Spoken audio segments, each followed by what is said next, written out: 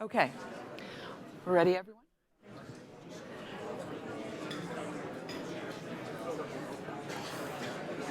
Welcome back. We're going to start our panel on extremism in America, which was made possible by the sudden appearance in Aspen of Jonathan Greenblatt. Thank you very much, of the ADL.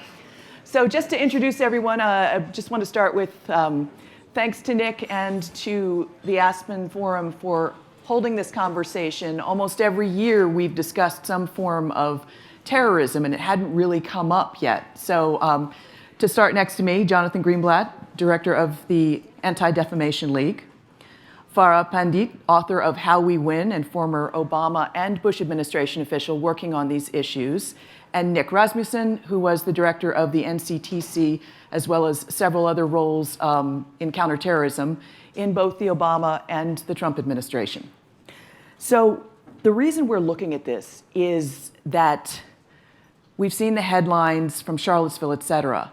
But more worrying than that, this year we have seen the attack in New Zealand, arguably domestic extremism, that had international extremist ramifications when a few weeks later in Easter, attackers in Sri Lanka, who allegedly ISIS said they'd sent, attacked churches, killing more than 200 Christians. So I want to start with the question, are the terms international terrorism and domestic terrorism, is it a yin and yang, or do those terms even apply anymore?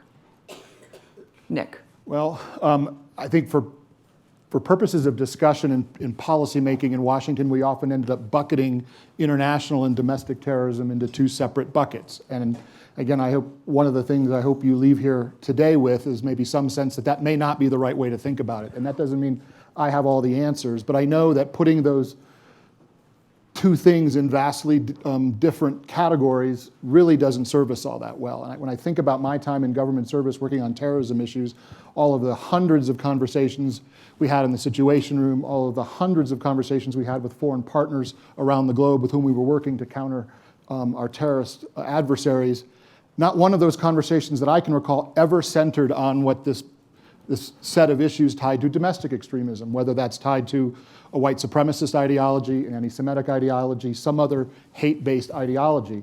And actually, I feel a little bit sheepish and almost embarrassed about that, because when you talk to Americans, that is what is much more likely these days to be at the front of their mind when they're thinking about extremism and terrorism. That set of concerns about jihadism, ISIS or Al-Qaeda sponsored terrorism is still very much there, and it should be. But actually, more and more, here in America, it is that, and Jonathan will share with you the statistics about this, American communities are more threatened by other forms of terrorism today than the kind of terrorism that I made my business for the last 17 years. So thinking about them in separate buckets just may not make sense anymore. Well, I was going to also underscore what Nick is saying. This whole of government approach to solving a problem has not been deployed on this issue of the us versus them ideology. We have made that mistake in other fields, and we're making that mistake right now as well. The young people that are finding that ideology appealing are digital natives. And by that, we already know that there is no defined region of a domestic battle space and an international battle space. A young person connecting an idea in New York connects with that person in New Delhi. It is not about a physical map. It is about an intellectual cohesion of ideas. And that's something we have to really remember and stand up a government in the 21st century to be able to respond to the kind of threat we have today by not doing this domestic versus international reframing. So I want to put a pin in that. You just called it us versus them ideology as a one-size-fits both Islamic extremism and right-wing hate ideology and extremism.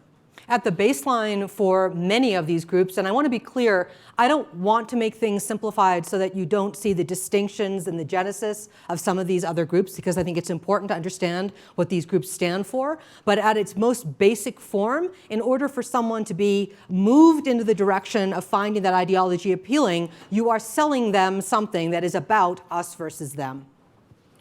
Jonathan, so what do you call them? Well, I mean, look, rather than dwell on the labels of it, I would just say, like, here are the facts. In the United States, we call this emergent movement the AltRight. And it is a very digitized version, sanitized version of what we used to see parading down the streets in white sheets. But today they can hide behind their screens and spew the same venom. And in Europe, it's called identitarians. That's how they refer to themselves.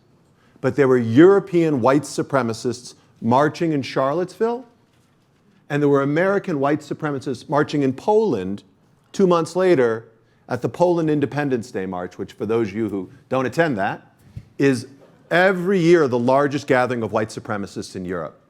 In 2017, there were 30,000 people, some wearing khakis and loafers, some with skinheads and combat boots.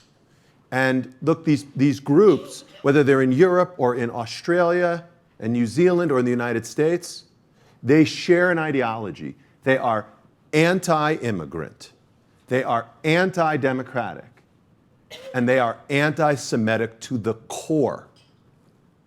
And so they are using, as Farah said, social media to spread ideas and to coordinate in ways they simply could never do before. But make no mistake, whatever you want to call it, white supremacy is a global terror threat, and it needs to be treated as such. Is it the size and scale of the threat that ISIS, Shabab, Al-Qaeda used to be? I mean, we have shootings. We don't have a 9/11 style attack yet staged by a white supremacist. We actually do. 1995, the Oklahoma City bombing killed 168 federal employees and their children in the daycare center. And just so we understand each other, in 2018, there were 50 extremist-related murders in the United States. About 80% were committed by white supremacists. That's the highest total we've seen since 1995. So let's not kid ourselves. They might not make the headline, but the fact of the matter is that white supremacy has been a persistent problem. And what we've seen at ADL, because we track this, is guess what? While they've been percolating and planning and propagandizing on social media, they had a bit of a coming out party in 2016, when suddenly their ideas, like open borders, like immigrants as invaders, like conspiracies by people like George Soros, these ideas that have been percolating in these white supremacist kind of thought groups for years, suddenly found their way into the public conversation. I wonder how that happened. And we will probably get to that later on. But before we do... Can I jump in on that absolutely. That global question, though? Because Yeah. I think, on the one hand, as Farah pointed out, there are some very clear symmetries in the way in which an individual becomes radicalized, regardless of ideology, the creation of the us versus them narrative, the sense of grievance that ultimately ends up pushing someone not just in the direction of extreme views, but actually mobilizing to violence. Those pathways often look very similar, whether you're motivated by something like Sunni Islamic jihadism, or whether it's white supremacy or anti-Semitism or some other hate-based ideology. What we have not seen, I think, in that global movement of white supremacist or right-wing extremists is quite the degree of cohesion that you see across the globe with, say, ISIS or Al-Qaeda, where you have formally affiliated groups, cell structures in certain countries, a very well-developed one that an architecture that you can map, in which we spend a lot of time and energy in the intelligence community mapping. But that doesn't mean that there aren't, as Jonathan says, clear international connections that we have to understand better. And that came clear after Christchurch, because as the New Zealand authorities dug into the Christchurch perpetrator and worked with their Australian colleagues to do so, they found that this individual had traveled overseas. He was in communication with like-minded individuals. Now, is that plotting together? Well, maybe not in this case, but there's not a long distance to travel between the kind of connectivity that Jonathan's talking about and something much more nefarious. Can I just say two things? One is the playbook on how to do things really well has been written. It was written by ISIS and it's being used around the world. We can watch on YouTube and in other places how bad things actually amplify. So if something happens in Norway, others can take lessons from that hellish event that happened and say, how can I deploy that for something that's happening here in the homeland? I think what's very dangerous, and I think that there are lessons, the panel that just came before talking about Afghanistan and Pakistan, I couldn't help but think, my God, we've been having the same conversation for 20 years. And what I would say to us on this, what Jonathan just said, this anti-Semitic rise is not just sort of happening out of nowhere. It has been building and building, and the problem is that we have not, as government or as citizens, said that this is something that we are taking seriously. So we keep measuring, Kim. The measuring stick is which of these extremisms is more serious? How many this and that can, and that's what we do. We default to that posture. What I'd say today, in terms of how we think about the future, if we know all the things we've just said, what are we going to do about it so we're not in a place where we're looking 10 years from now going, we saw the movement here and yet we did nothing? So my question to Nick, since you're most recently out of government of this panel, what kind of tools did you have at the NCTC to track this kind of terrorism? Well, this actually did not fall into my job bucket at the National Counterterrorism Center, because if you go back to the founding legislation after 9/11 that created the Director of National Intelligence and National Counterterrorism Center, it said, do all this terrorism stuff except for purely domestic terror, which was largely left in the hands of the FBI and our law enforcement community. So even as an intelligence community, other than the FBI, and I don't mean to do anything to disparage the efforts of the FBI because I think they do a terrific job working these cases investigatively, other than that, the government really as a whole, and Farah referred to this earlier, is not organized in a way to bring whole of government effort against this domestic terrorism set of problems. And when you step back from a resourcing perspective and look at what are we spending, and that's ultimately where you end up with rubber meeting the road, in the tail end of the Obama years, a relatively modestly sized interagency task force of officers from different agencies was set up at the Department of Homeland Security in order to oversee our countering extremism efforts across the country. That was relatively modestly sized, and even at its high water mark was in the low teens in terms of millions of dollars being spent, and maybe a couple dozen officers. Well, that isn't even there anymore as a construct working to address these issues. And I know, Jonathan, you have some strong views on this. We aren't organized in our government to tackle these problems, and we are largely leaving communities on their own to figure out their way through this mess. And the government will never solve this problem from Washington, but we certainly should be a catalyst to community work in this area. So if the FBI is right now the leading agency looking at this, how big is the problem? How many cases are they looking at versus the kind of terrorism that we're used to thinking? The only thing I would say is, if you watch Director Wray, who in his public testimony in front of the Congress in recent months has been asked this question by members of Congress, he has, I think, cited the figure on a couple of occasions of around 1,000 cases that his FBI staff or FBI agents around the country are pursuing that he would call domestic terrorism. And that's roughly on par with the caseload that they have for the more kind of traditional international terrorism we're talking about. So that tells you, in a very crude but very interesting metric, where we are size-wise. And the 1,000 cases that he had to deal with on the international side, he's got the whole resources of the interagency that he can call on to help with those cases, right? Exactly. You were part of an effort, Farah, you too, at DHS to try to fix some of this. How's that? Why didn't it work? Is it still going? Well, I didn't work at DHS. Sorry.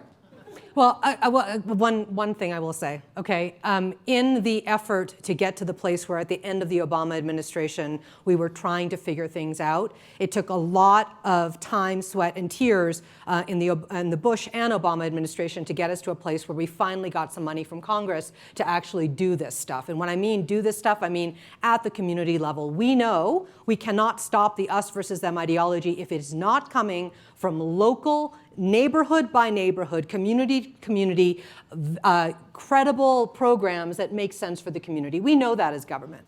So there was a win at the end of the Obama administration where we were finally seeing some movement. What I also will say is under Secretary Jay Johnson, he stood up a task force on countering violent extremism of all kinds. And that task force report in 2016 was bipartisan. And it said, what are we going to do? What's the plan? There is a 50-state plan right now, ready and ripe to go.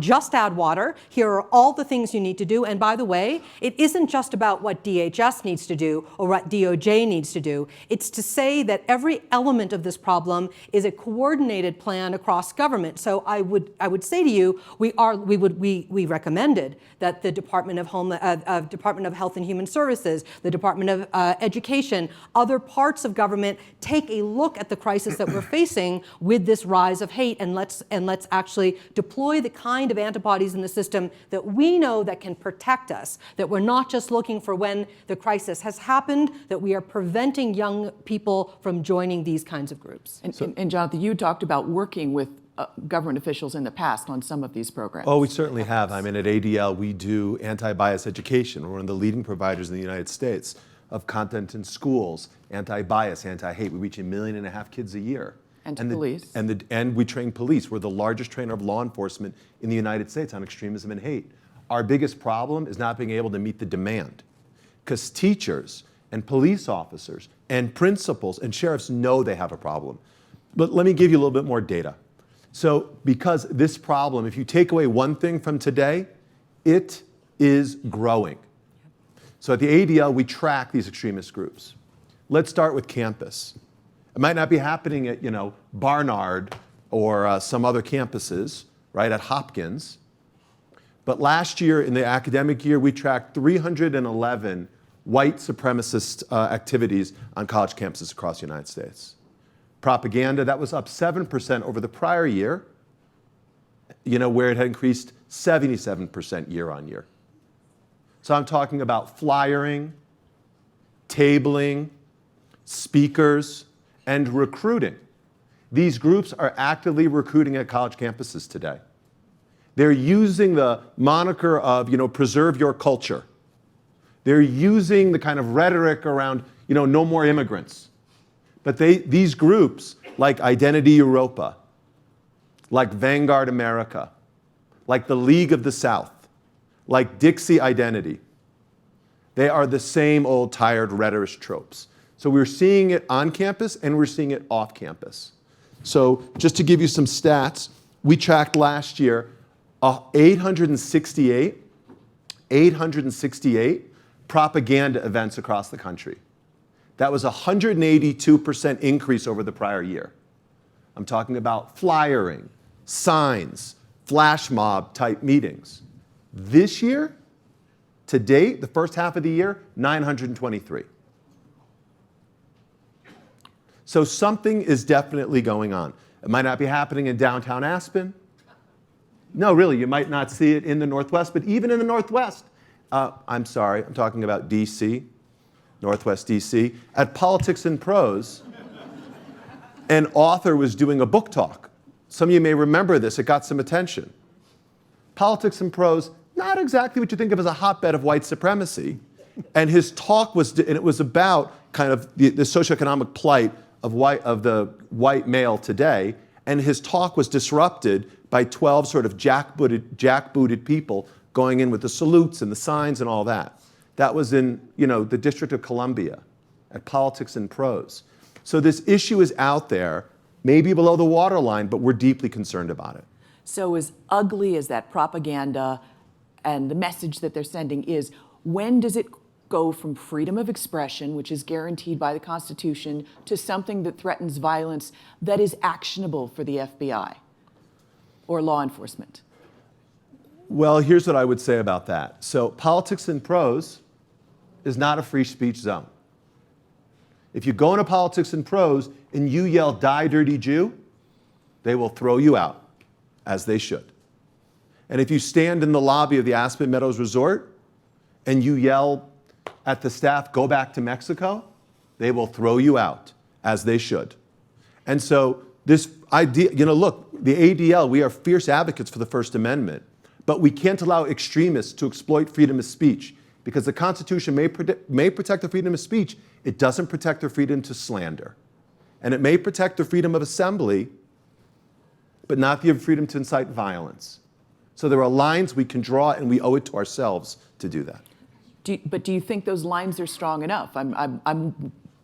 It got defined more clearly in the hunt for ISIS and Al-Qaeda, but still I would talk to FBI agents who were frustrated at how much evidence they needed to have to act against someone and how many people they were having to follow. And now we're talking about this problem doubling when you add this whole new category.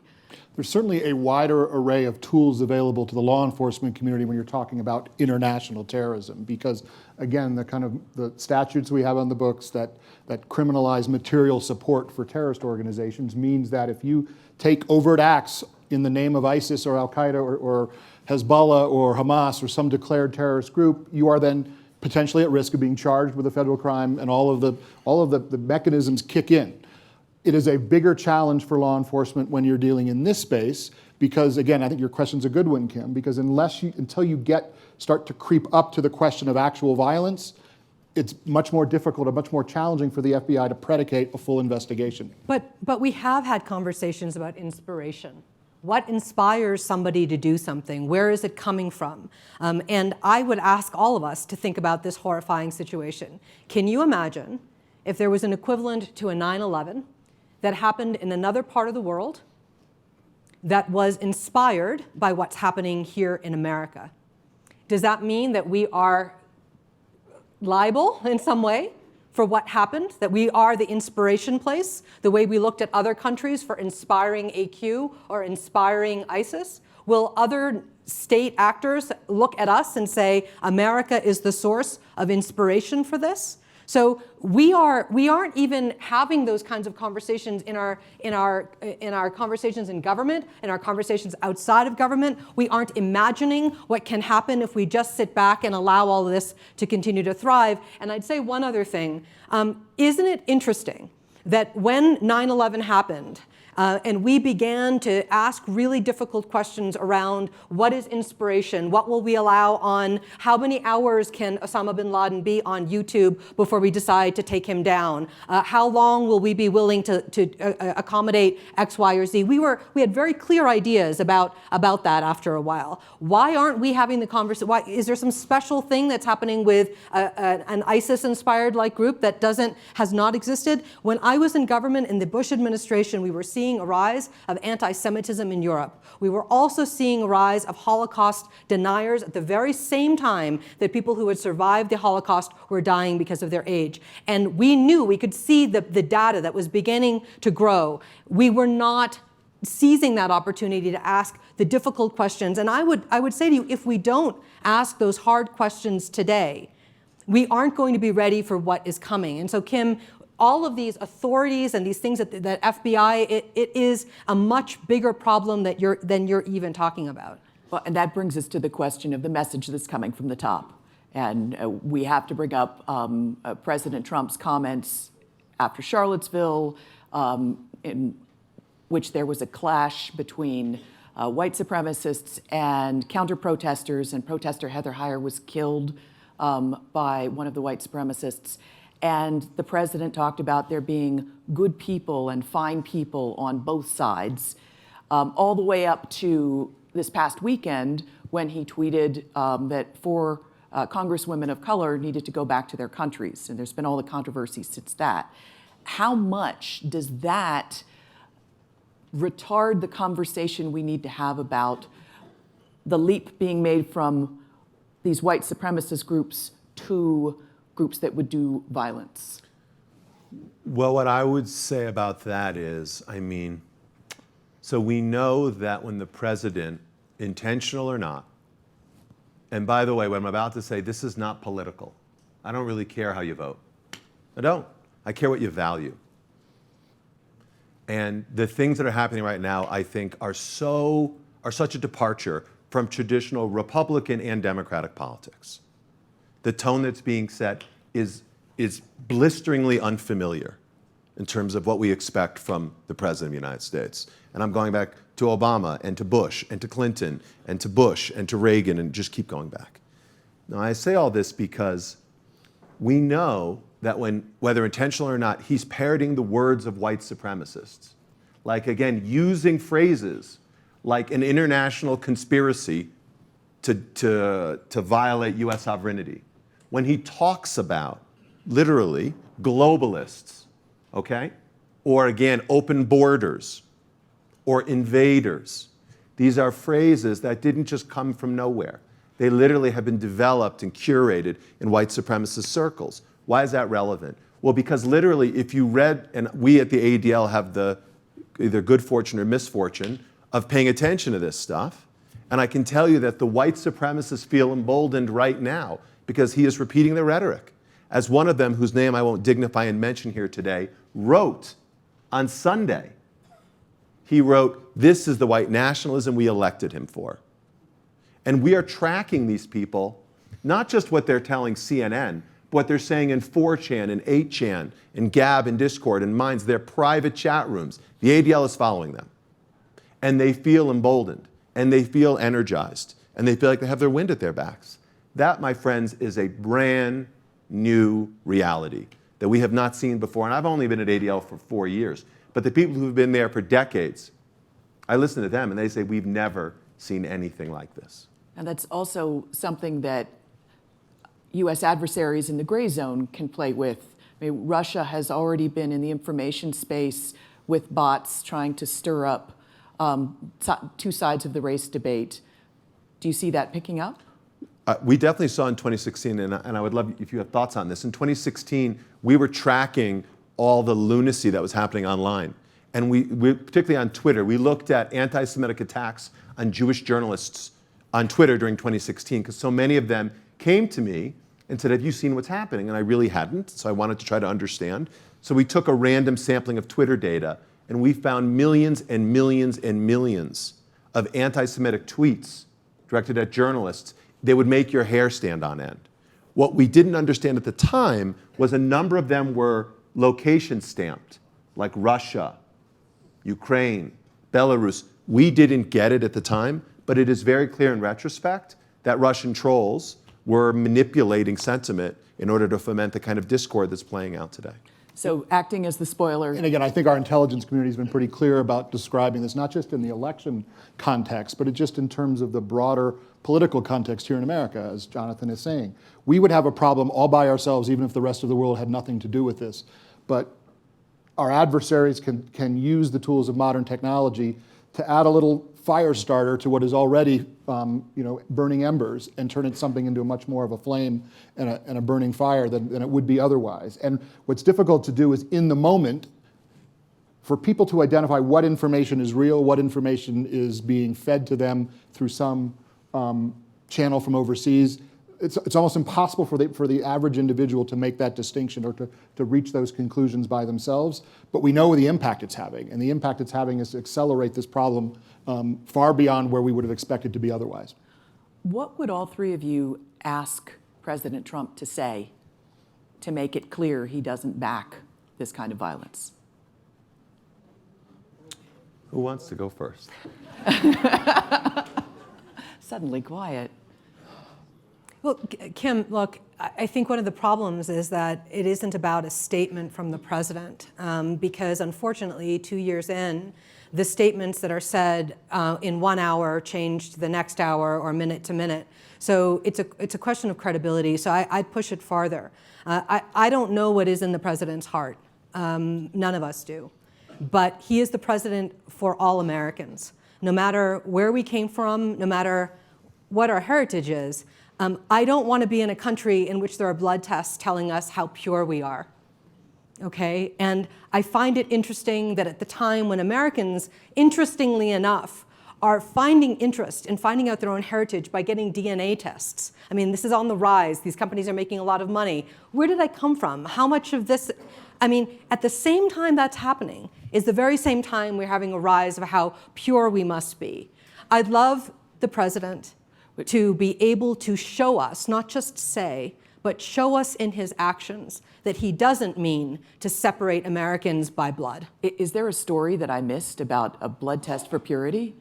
The rhetoric that is being used about purity is what I'm referring to. It's not a story, it's how they perceive, it's the response when they get a DNA test saying, and they're not believing what they see and making excuses for the fact that their blood isn't, you quote, mean like 100% pure. President Trump's attacks on Elizabeth Warren? I'm just trying to I am not understand. getting political. I'm staying Okay. very neutral. Got it. But I'm simply saying that in all of this, you're asking for something the president to say, I want him to do something, not just say something.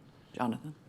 Well, look, so the ADL's mission, as laid out in 1913, is to stop the defamation of the Jewish people and secure justice and fair treatment to all. So when this organization was founded 106 years ago, the founders believed in America, the best way to defend the Jewish people was to stand up for all people. And so I will tell you, in an environment where anti-Semitism is on the rise, literally last year, the last 3 years, after a 15-year decline, it spiked 34% in 2016, 57% in 2017, the largest single-year increase we've seen at ADL in 40 years. And then last year, it dipped 5%, and yet we saw more than a doubling of anti-Semitic assaults, more than triple the number of victims, and of course, Pittsburgh punctuated the year. So I think I talk to Jews across the country, and while many of them like some of the things that the president is doing, whether it's on taxes or on China or on Israel, more often than not, the Jews I talk to are terrified. Not because of something he said, but because of the tone he's setting. And the things he's saying about, the things that are being said about immigrants, about Muslims, about people who are different, alarms you, alarms Jews, because we've seen this movie before.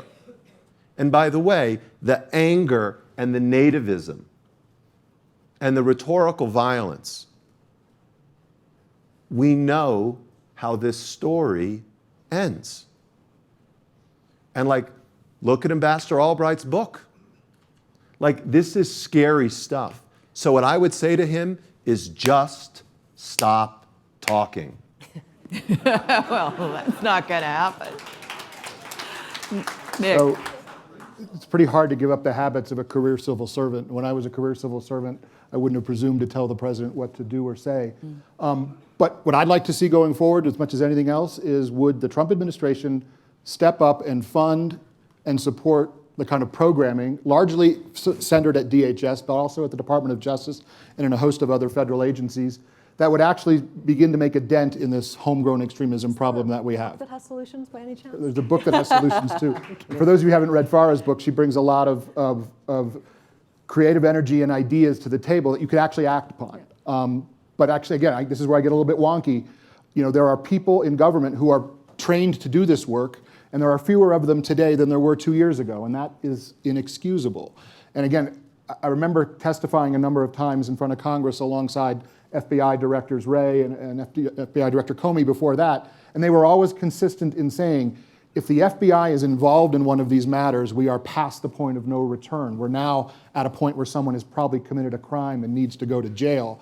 The hard work of this is the other side of this diversion work, this off-ramping work, where you get to people before they become that extreme, before they reach for the tools of violence. And we aren't doing that on scale in our government at all. And that is something, again, I agree with Jonathan completely. Rhetoric contributes to this. But again, at the end of the day, we've got it within our reach to actually do more programmatically to address these problems, and not at something that's going to cost hundreds of millions of dollars either. We're talking about tens of millions of dollars rather than hundreds of millions of dollars. And yet, wasn't one of the DHS agencies or task forces, didn't its name get changed to make it harder to go after this kind of thing?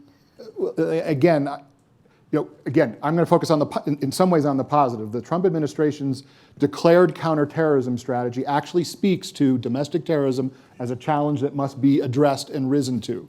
The question is, will they back those words up with the programs, dollars, and support that are needed to actually execute on that objective? That's what I said about action. It's not about just the words. But the other thing is, and this is a win for the Trump administration, if they don't spend another dollar on designing brand new programs, all they need to do is scale what the US taxpayer has already invested in the almost 20 years since 9/11. And those programs exist. They have been market tested. They are right there at our fingertips. So he doesn't have to redesign anything. They just need to be committed to actually giving, and Congress, by the way, giving the money to both DHS and state to be able to do these programs. And on the domestic side as well, one other thing.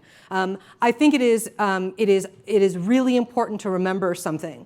The way in which we are always framed this is that it is so hard to get communities that get sentiment to change. And I know that that is not true. All of us know that that's not true. Corporations every day of the week get you to do things and buy things that you may or may not want to do because of the way they understand us. And so I would say the Trump administration does need to do all of that, but I would also say to many of us who are looking at other ways to think about this, government has one role to play. Corporates have another role to play. And in talking with tech companies during my book tour at Kim, I was listening to them trying to figure out how they can actually think about this problem in a different way. We need to help and support action outside of government so that we can do this at scale. So I'll just build on that, because what Farah said now there is incredibly important. It is easy in these environments, in this conference, to personify everything in the president.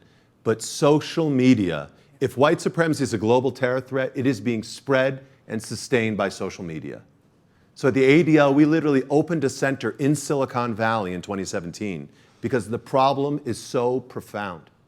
I used to work in Silicon Valley. I know many of these people. They are good people at the Googles, at the Facebooks, at the Twitters, and whatnot. And yet it is unmistakable. Extremists have exploited those platforms to terrifying results.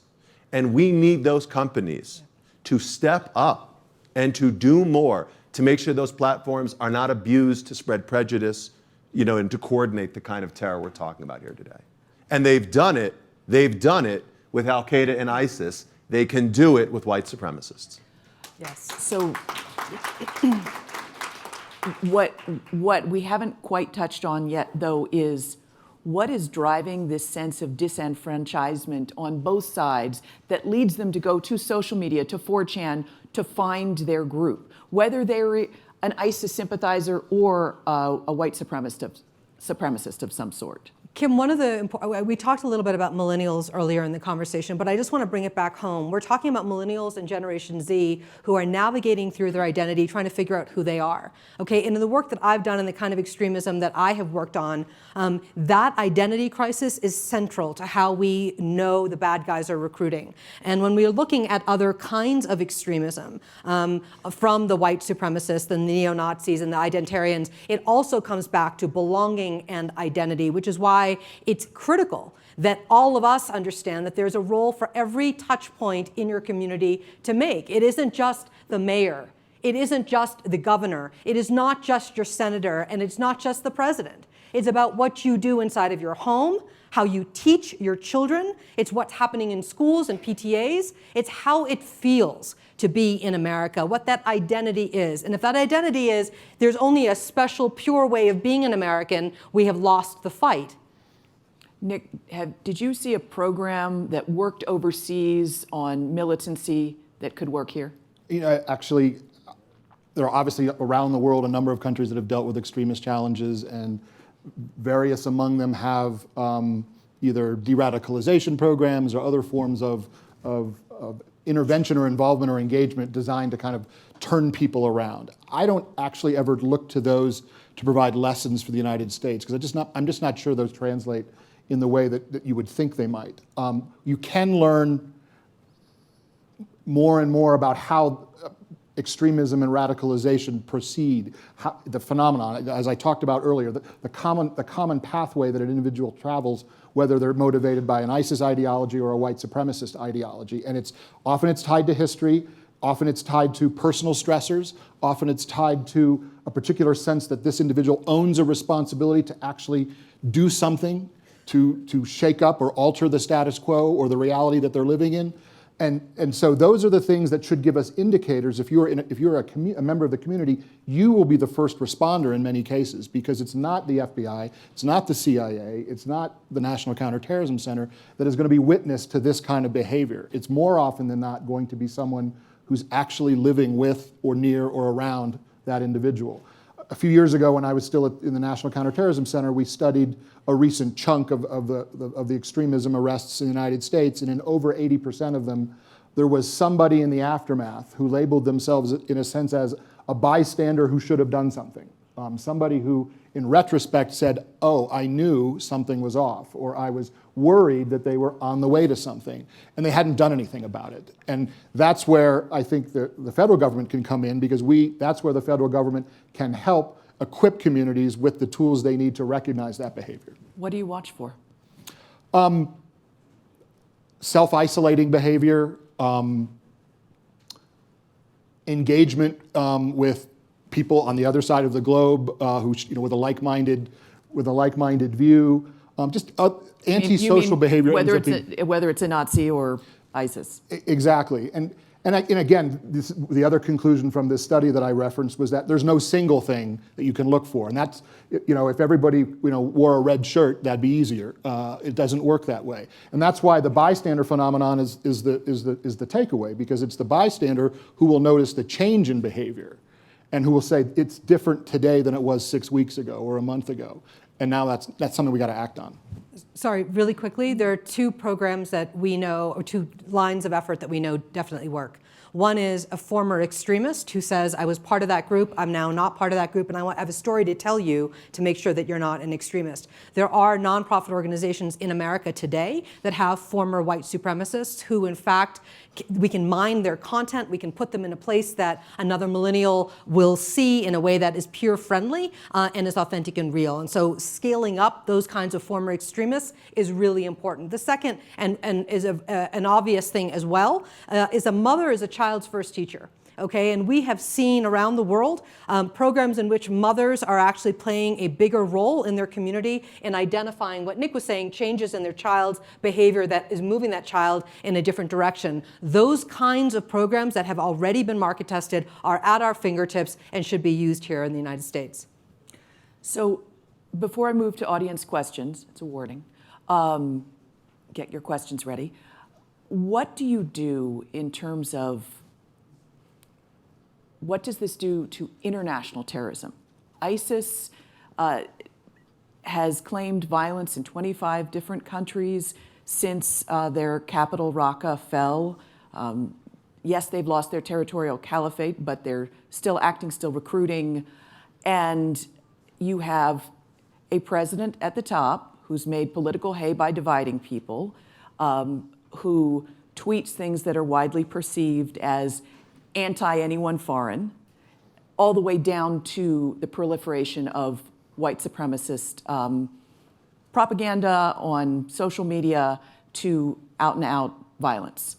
What is that doing for ISIS and Al-Qaeda? Well, what ISIS or Al-Qaeda or like those who share that ideology can do is point to what they perceive as anti-Muslim rhetoric and use that to say, see, you are other. You are not part of that society. You will never be part of that society. You have no hope of being an assimilated and successful contributor in that society. And therefore, our narrative is the one that should land with you. Yeah. And again, that message isn't very hard to deliver. In my last press engagement before I left government service, Jim Sciutto, who's here today, I think from CNN, my friend from CNN, asked me in front of a bunch of other reporters, gee, does the president's rhetoric on Muslims make your job at the National Counterterrorism Center harder? And I thought, well, how do I answer that with 2 days to go in government service? So I said, anything that makes communities at odds with each other makes our job harder in preventing terrorism and extremism. So it's not just the president. I think Jonathan's words on this are wise. It's not only the president's words. It's the way in which words are allowed to traffic in our society said by thousands and thousands of people. But it was clear to me that our terrorist adversaries of the sort you're most familiar with, Kim, from your reporting overseas, ISIS and Al-Qaeda, they see what's happening here and they capitalize on it. Whether it's Russia or ISIS or Al-Qaeda. Exactly. So I'd like to open to audience. Oh, wow. I'm going to start with the lady in the green and white, and then we'll just take 2 questions, the person right behind her afterwards. And please introduce yourself, and as I always like to say. Hi, Lori Tisch, longtime and proud supporter of ADL, and thank you for a great panel. So Jonathan, yesterday when we spoke, we also spoke about the attack, especially anti-Semitic, coming from the left. Yeah. And it's totally different reasons. But can you or anybody else talk about that at all? About We just want to take 2 questions in a row. Okay. Sure. So can you hand it to the gentleman behind you, and can you also introduce yourself? Sure. Kevin Klein, I'm the Homeland Security Advisor for Colorado, and we run a Preventing Targeted Violence program. So I'd like to get you guys to talk a little bit about the role of the states and what they're doing. We're taking a whole of community approach, public health, behavioral health, education, not the typical law enforcement thing that we'd usually do, and I'd like to hear what you have to say about that. So you're doing some of the stuff that I think, Nick, you wrote an article that was on the McCain Institute site. Let me just jump in ahead on that question, because if we had 50 states doing what is going on in Colorado, we would not be out of the woods on this problem yet, but we'd be much better equipped. And so I say that with respect and admiration for what's going on in Colorado, but again, the takeaway from that is in each of the places around the country where this is a problem, it's a different ecosystem. And so figuring out who are the key nodes in your own community who have the tools that can contribute to a solution, that answer isn't the same in Colorado as it might be in some other state or some other large major US city. But I'm tremendously encouraged by what I've seen growing out, both federal and state level cooperation in Colorado. So if everyone wants to know the solution, see him afterwards. And Jonathan, we had talked beforehand about left and right wing extremism. I'll respond, just say I know, I was in Poway after the shooting a few months ago, and I can tell you that Governor Newsom and AG Becerra are doing something very similar. In light of the fact that they're not getting leadership in Washington, they organized a state level task force. How do we deal with white supremacy? And again, it's a holistic approach. And can you remind people about Poway? Poway was the shooting in the synagogue 6 months to the day of the Pittsburgh shooting, where a man who, by the way, went in, a young man, he went in and shot and killed 1 person, injured 3. He was inspired by the Pittsburgh shooter, right? And then, we've seen all these links from Norway to Charlottesville to Mother Emanuel Church to Pittsburgh to Poway to Christchurch. Look, these aren't outliers on a scatter plot.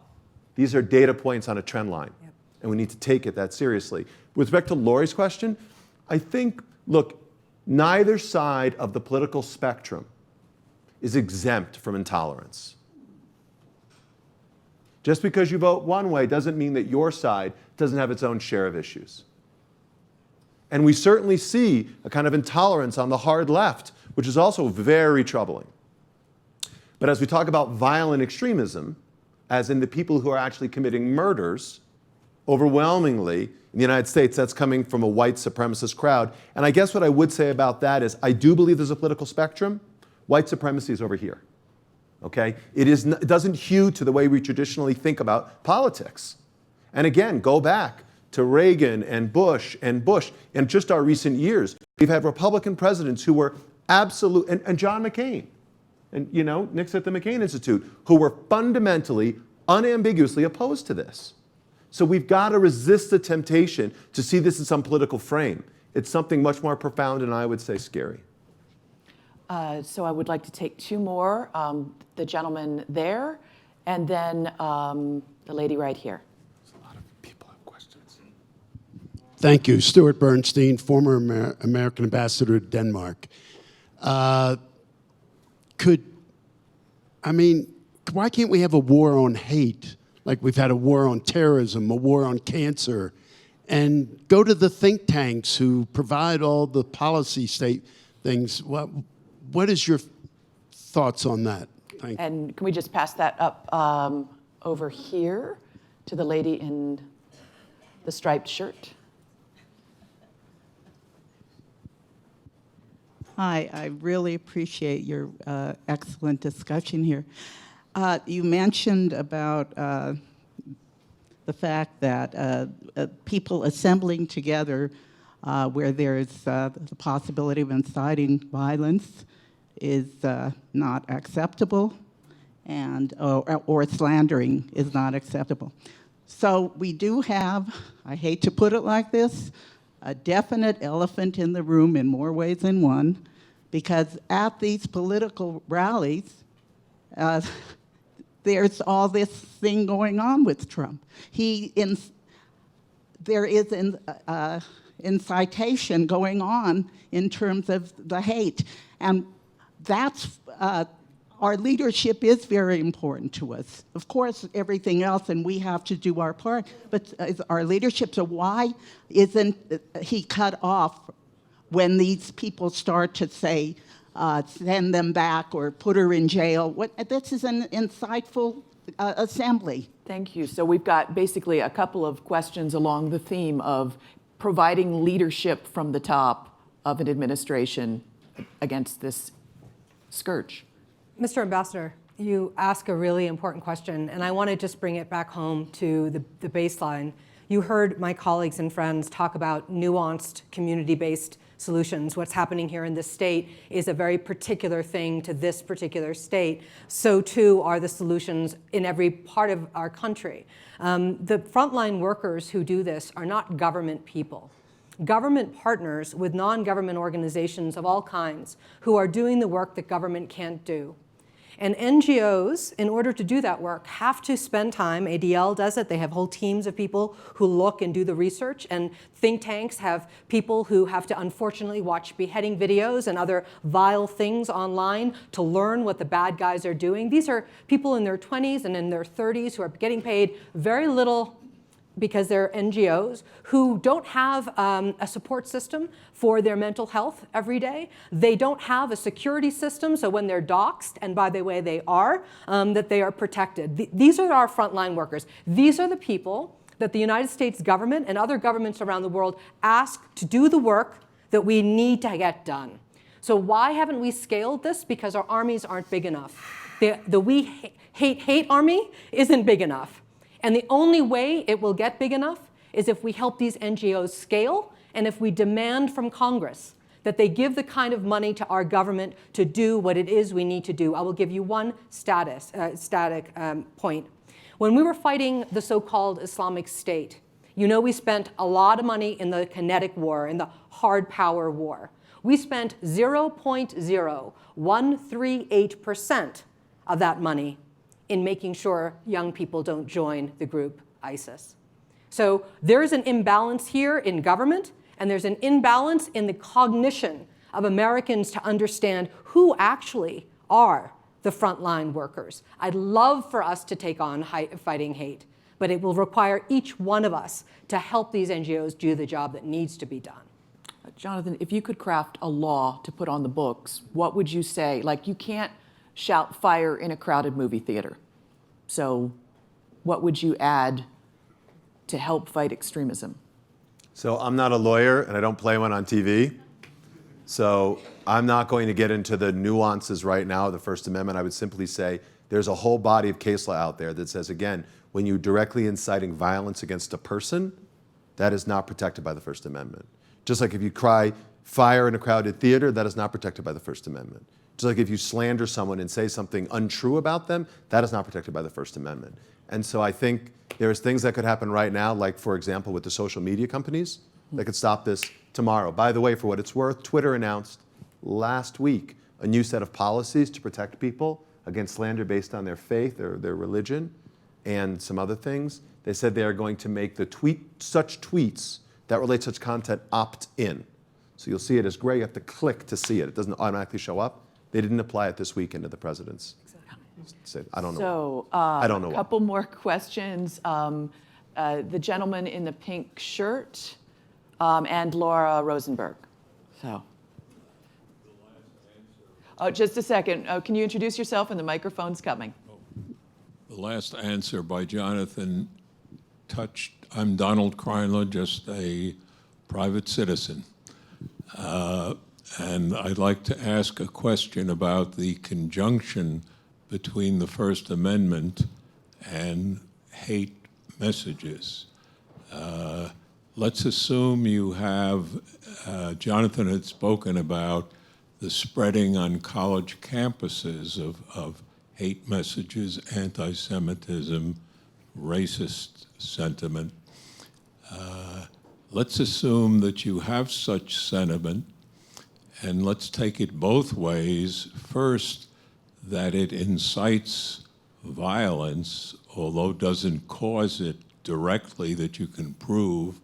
And secondly, that it's anti-Semitic, racist, something we all will hate, but doesn't specifically incite violence. Okay. And well, that I'll check their con law skills in a moment.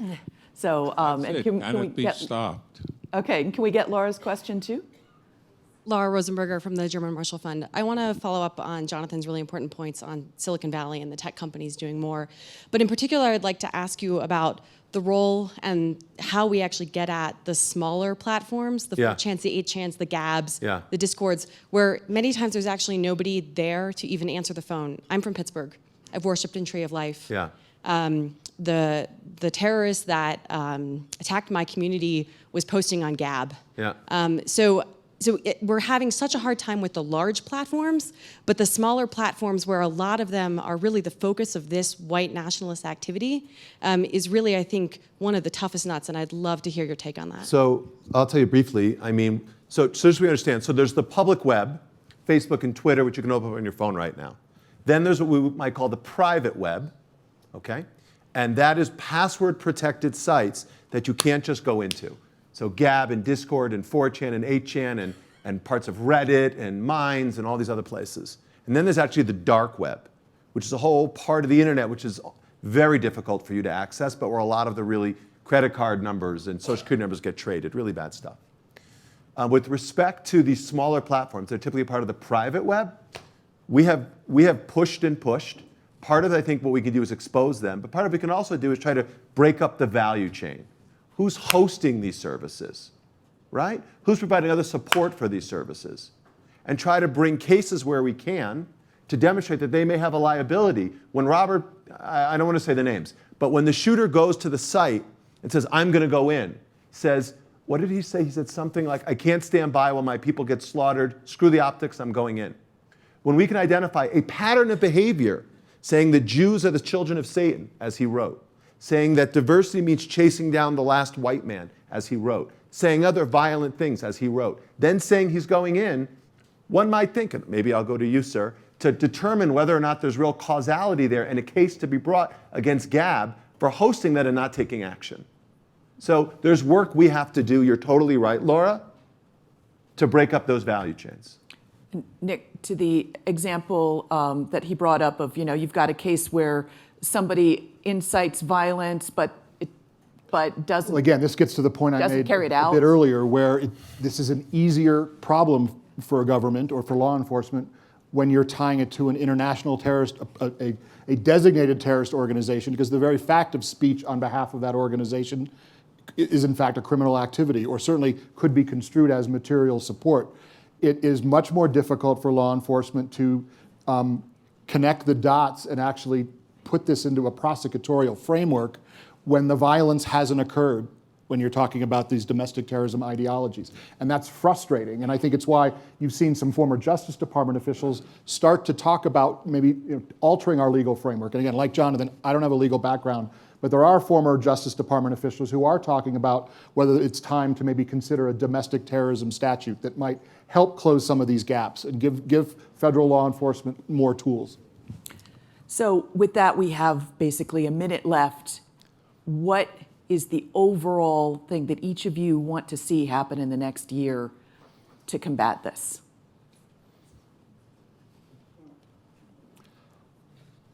Again, this is where I get kind of bureaucratic and wonky. I would love to just see our government scale up the kind of efforts we've been talking about. Farah made an important point about the NGOs who do this work, the kind of the young men and women who are actually frontline working these problems in communities around the country. When I was talking about scaling up federal government efforts, it was mostly in terms of budget dollars that would translate into grants to community organizations around the country. And that's hard for government to do sometimes, because when you give grant money, you lose control and you take risks. And sometimes the money doesn't get spent as well as you would have liked. But this problem doesn't get solved from Washington or the Secretary of Homeland Security's office in Washington. And so our government has to be a little more risk tolerant in terms of the way it spends its money in this way. So within the next 365 days, I'd like to see every mayor in America make hate a priority and do what they can to do in each city in America to push back against this kind of rise. I guess I would say three things. So number one, I want the social media companies to step up once and for all. And again, they would throw you out at Shake Shack, they would throw you out at Aspen Meadows. I want Facebook and Twitter to throw out the anti-Semites and the racists, period.